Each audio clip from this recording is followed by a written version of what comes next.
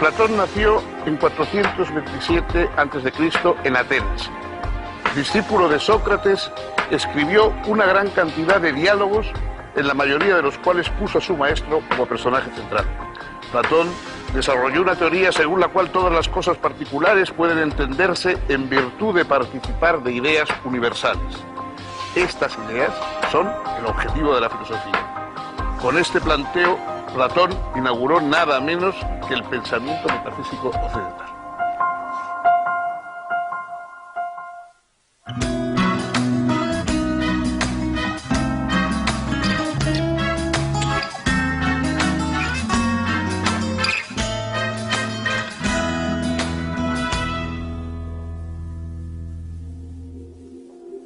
¿Cómo les va? Bienvenidos. Si les parece, vamos a hablar un poco de filosofía. ¿Qué es filosofía? Alguien ha dicho que todas las obras filosóficas que se han escrito son simplemente notas a pie de página de los diálogos de Platón. Ese filósofo griego, a su vez, escribió una serie de diálogos protagonizados, casi todos ellos, por la figura de un protofilósofo, de un filósofo anterior todavía al propio Platón, que no escribió nunca, Sócrates. Un personaje extraño, humorístico, que algunos tenían por un bufón, que otros tenían por un personaje subversivo, que deambulaba por Atenas sin ninguna prosopopeya, sin darse importancia, sin considerarse un gran profesor, simplemente preguntando a los ciudadanos de la polis, de Atenas, si sabían qué era la belleza, qué era la verdad, qué era la justicia, y cuando ellos, riendo y considerando que eran temas muy sencillos, le daban una respuesta convencional, él comenzaba a hacer preguntas sobre esa respuesta convencional hasta poner en claro que al menos no sabían cuál era la respuesta. No es que Sócrates ofreciera una respuesta definitiva, pero demostraba que los demás tampoco sabían eso que creían que estaba tan claro y tan fácil. Platón recoge esos diálogos protagonizados por la figura de Sócrates, de ese personaje que sin énfasis, sin adoptar un aire de gran sabio, sin darse ningún tipo de importancia, ni por supuesto decir que tenía ninguna autoridad de tipo divino, ese personaje que se acerca a los demás de hombre a hombre con una interrogación en los labios, es el inicio de la filosofía. Así empieza todo. Así nos lo contó Platón, y vamos a intentar ahora saber cómo fue, quién fue ese Platón a cuyos diálogos dan origen a todo el resto de la filosofía occidental.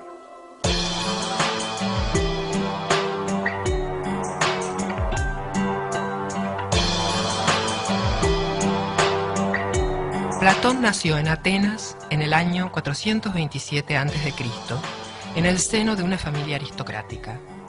Fue testigo de la guerra del Peloponeso, entre Atenas y Esparta, en la que llegó a combatir, y también de la decadencia ateniense, sacudida por una tiranía oligárquica primero y por una democracia populista y demagógica después.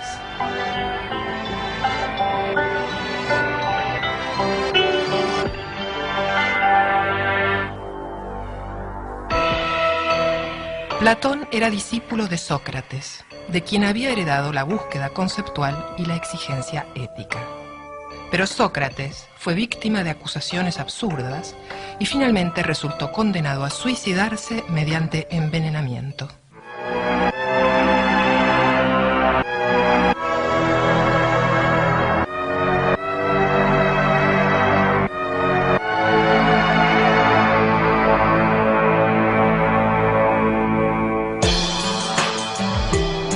Preocupado por la crisis moral y política ateniense, Platón puso todas sus energías en tratar de establecer entre sus conciudadanos un ideal de justicia y de respeto por la verdad.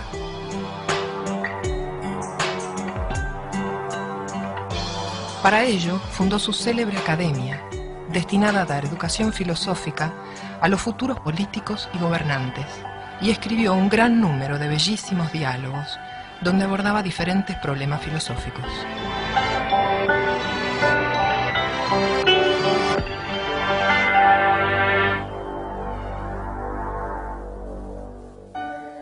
Los Los diálogos se pueden dividir en tres grandes grupos. Los diálogos tempranos, en general, plantean un problema y terminan sin dar una respuesta concluyente. Son los más fieles al espíritu socrático. Más que solucionar un problema determinado, aspiran a revelar lo problemático de nociones que habitualmente se adoptan sin reflexión. Los diálogos medios o de madurez son en los que expone básicamente la teoría de las ideas, entre los que se encuentran las obras más conocidas de Platón como El Banquete, El Fedón y La República.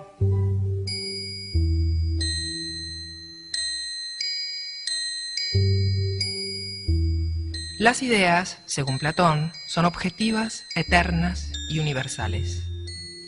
Los triángulos concretos, por ejemplo, pueden ser imperfectos y terminan por borrarse o desaparecer, pero la idea de triángulo, en cambio, es perfecta e inmutable. Es por la idea de triángulo que podemos reconocer que ciertas figuras geométricas, a pesar de lo diferentes que puedan ser entre sí, en tamaño, color, etc., son precisamente triángulos.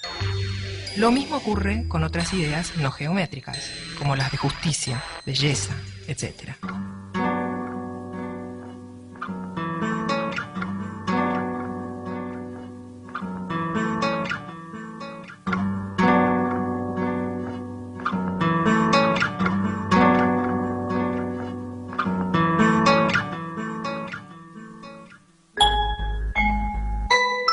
Los diálogos tardíos o de vejez, finalmente, expresan una reformulación de su filosofía.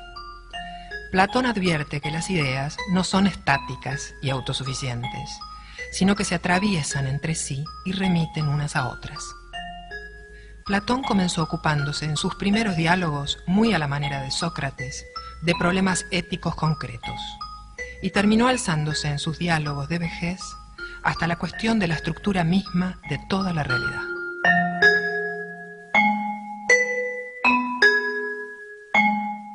Una de las cuestiones centrales de la filosofía, a partir ya del propio Platón, ha sido buscar qué tienen en común las cosas detrás de su aparente diversidad.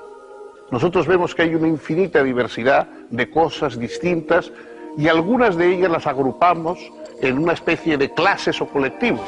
Hablamos de árboles, de hombres, de peces, de estrellas, y quiere decir que esa diversidad de cosas tiene algo en común. Ese algo en común que tienen las cosas de un mismo género, de un mismo rango, es lo que más o menos Platón llama idea.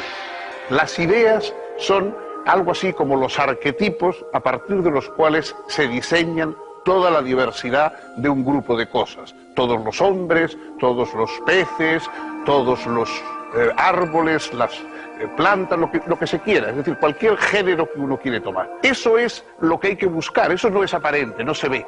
Es decir, nosotros vemos la diversidad de las cosas diferentes, nunca vemos la idea, el concepto. Por eso Platón supuso que esas ideas, esas categorías arquetípicas a partir de los cuales se organiza la realidad, pertenecen a otro orden, a un orden que da sentido al nuestro, pero que está más allá de él.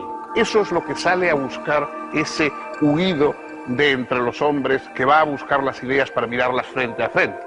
Los demás, en el fondo de la caverna, están sometidos a ver puras sombras o sombras de sombras incluso, hasta que rompen la cadena, es decir, hasta que se ponen a pensar, porque la forma de liberarse por parte del ser humano es entregarse al pensamiento, y salen afuera a mirar las ideas frente a frente.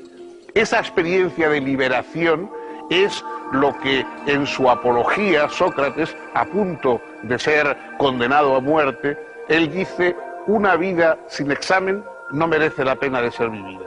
Es decir, una vida sin que en un momento rompamos con la rutina, con las sombras y salgamos a buscar las ideas en sí mismas, no merece la pena de ser vivida. Este es el criterio filosófico a partir del cual nace toda la trayectoria del pensamiento occidental.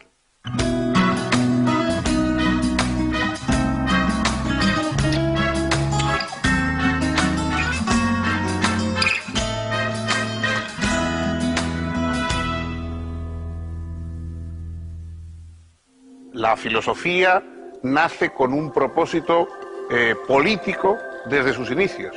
Y Platón es uno de los filósofos con más conciencia y más exigencia política.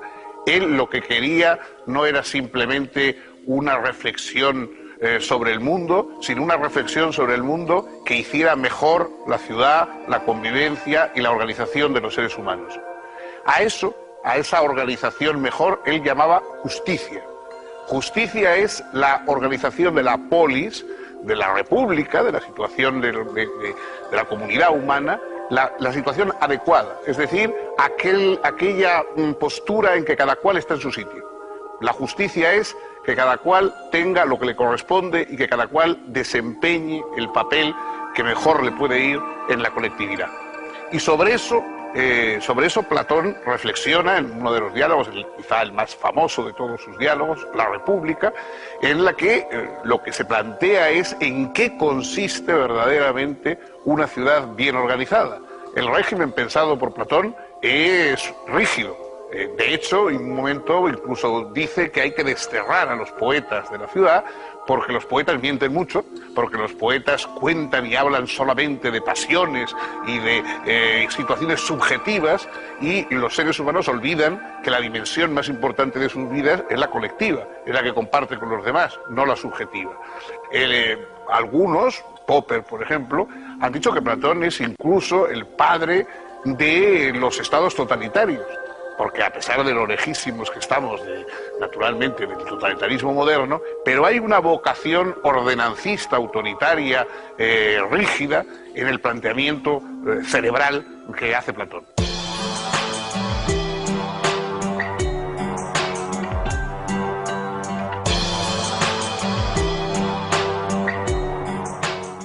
Con la democratización creciente de la polis griega, el discurso político tuvo cada vez más importancia. Quien podía argumentar eficazmente a favor de sus opiniones e intereses era capaz de obtener apoyo y consenso. La oratoria se convirtió en una herramienta apropiada para acceder al poder, y cientos de ciudadanos estaban dispuestos a pagar para que se les enseñase tal habilidad. Surgieron así los sofistas, maestros itinerantes que, entre otras cosas, enseñaban a hablar en público. Su influencia fue muy importante, y algunos, como Protágoras y Gorgias, fueron especialmente famosos. Platón los consideraba representantes de la falta de compromiso con la verdad y el relativismo, pues enseñaban a argumentar tanto a favor como en contra de cualquier posición. Para Platón, en cambio, solo la verdad merecía ser defendida. Por eso prefirió llamarse filósofo, es decir, amante de la sabiduría, en vez de sofista, que nombraba a quienes simplemente vendían sabiduría.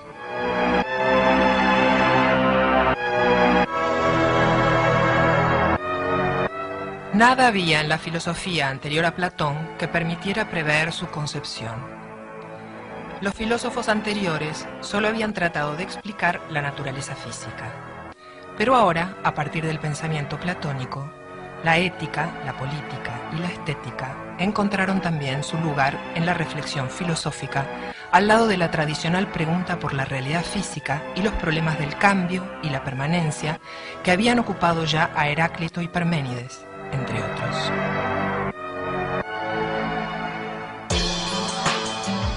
Al formular su teoría de las ideas, Platón se preguntaba qué son la justicia, la bondad, la belleza y las demás propiedades de este tipo. Con este preguntar abre nada menos que el pensamiento metafísico occidental. Platón expone que para que pueda plantearse que algo tiene una propiedad, tiene que haber esa propiedad. Pero ella no está en ninguna parte, ni es percibida por los sentidos.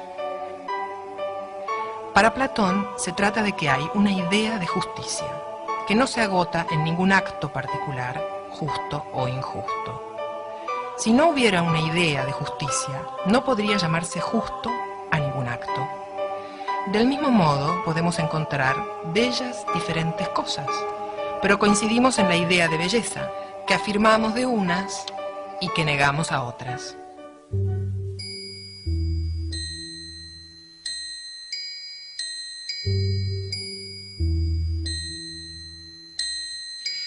Platón expone que el filósofo es quien puede progresar desde las cosas bellas hasta la idea de belleza. El filósofo puede ascender de un cuerpo bello a todos los cuerpos bellos, y de estos a las bellas normas de conducta, y de ahí a los bellos conocimientos, y terminar en el conocimiento de la belleza absoluta, de la belleza en sí. Si la idea de belleza fuera solo subjetiva, si fuese distinta en cada hombre, nadie sabría a qué se refiere otro al decir que algo es bello. La vida en común sería entonces imposible. Esa vida en común exige, según Platón, que podamos compartir algunas ideas que están en la base de toda comunicación. En particular, la idea de justicia. Pueden variar nuestras valoraciones respecto de qué cosas son justas y cuáles no, pero no puede cambiar aquello por lo que persisto en llamar justas a algunas conductas. Es porque hay una idea eterna, objetiva y universal de justicia, que es posible alcanzar consensos éticos o políticos.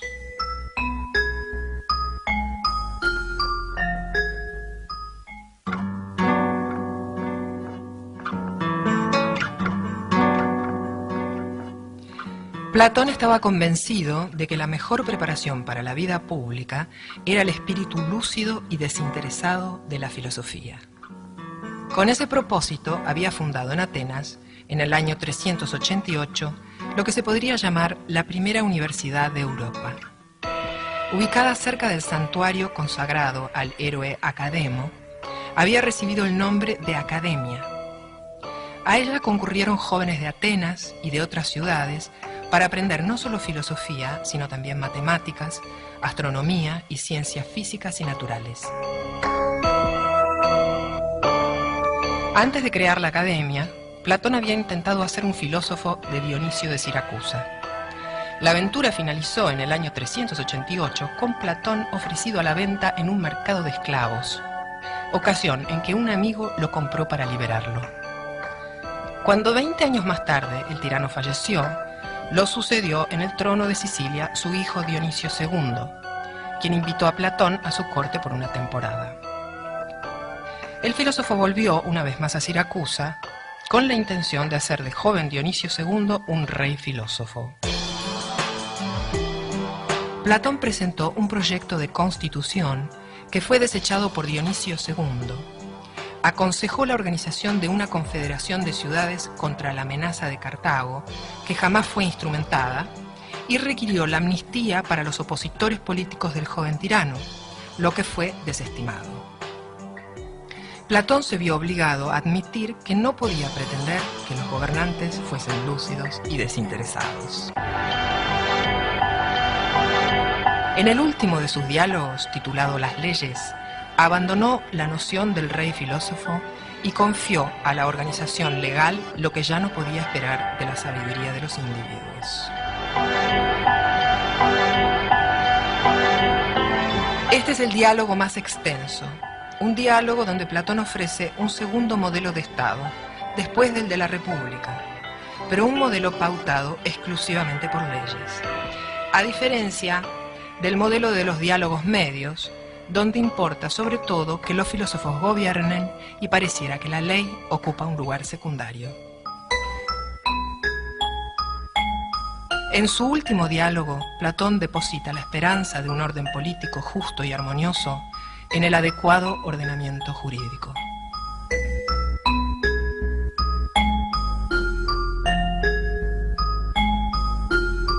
La influencia de Platón en todo el pensamiento, en toda la vida intelectual y colectiva de Occidente, no se puede exagerar. Probablemente, dejando aparte quizá alguna figura religiosa como la de Cristo, es imposible encontrar a nadie que haya tenido una influencia más profunda, más duradera, más extensa que Platón. La obra de Platón sigue siendo leída, sigue siendo comentada, sigue teniendo una extraña frescura, una extraña espontaneidad todavía. Muchos grandes filósofos, muy importantes, muy interesantes, han quedado para ser estudiados por los especialistas o necesitan muchas introducciones, muchos comentarios, porque realmente hoy nos encontramos ante ellos pues un poco desconcertados, no entendemos bien cuáles son sus preguntas, por qué dicen lo que dicen, qué problemas tratan de resolver, etc. Pero sin más, cualquiera puede leer directamente los diálogos de Platón y encuentra algo como la emoción del pensamiento y la emoción de la filosofía. Muchas veces le preguntan a uno, yo quisiera empezar a interesarme, estoy interesando por la filosofía, ¿por dónde empiezo? Evidentemente por algunos de los diálogos platónicos.